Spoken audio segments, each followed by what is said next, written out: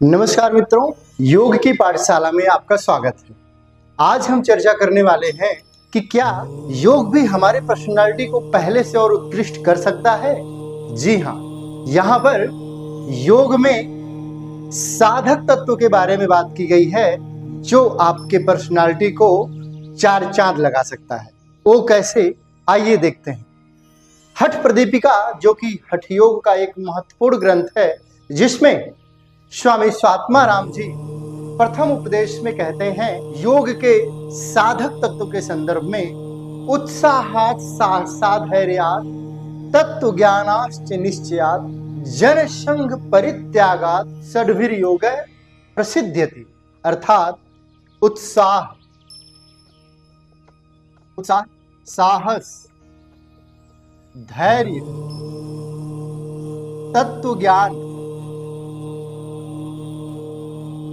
निश्चय और जनसंग परित्याग। 1 2 3 4 5 6।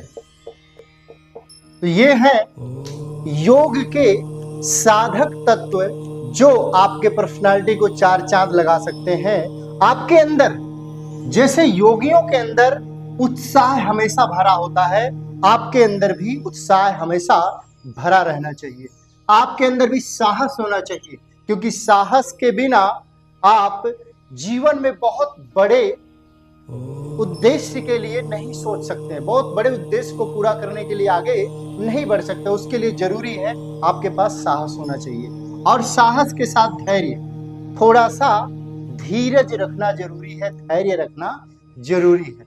उसके अलावा तत्व ज्ञान, जिस विषय के बारे में आप आगे बढ़ना चाहते हैं, जिस उद्देश्य के लिए आप आगे बढ़ना चाहते हैं, उस कॉन्सेप्ट के बारे में, उद्देश्य की पूर्णतः जानकारी के बारे में आपको इंफॉर्मेशन है।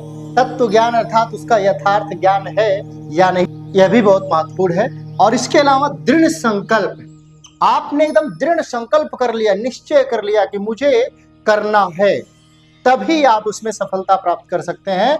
और अंतिम जो है वो बहुत ही महत्वपूर्ण है। आज वर्तमान समय में हमारा युवा भी परेशान हो जा रहा है। कैसे? जैसे अभी आपने जेनजीज को देखा, बहुत सारे कंट्रीज में बहुत सारे समस्याएं हुई, उस सब की चीजों के बारे में आपको जानकारी है। परंतु अभी हमारे देश में भी ऐसी चीजें करने के लिए विदेशी ताकतें बहुत तेजी से काम कर रही हैं। अभी हमारे यूथ को डिमोटिवेट करने के लिए, मिसगाइड करने के लिए एक नई प्लानिंग बनाई गई है, जिनके अंतर्गत काकरोच जनता पार्टी, जिसके बारे में आप कहीं न कहीं किसी न किसी सोशल मीडिया के प्लेटफॉर्म में देख ही लिए होंगे। अभी उसकी तत्काल रिपोर्ट ये है कि उसको फॉलो करने वाले 50+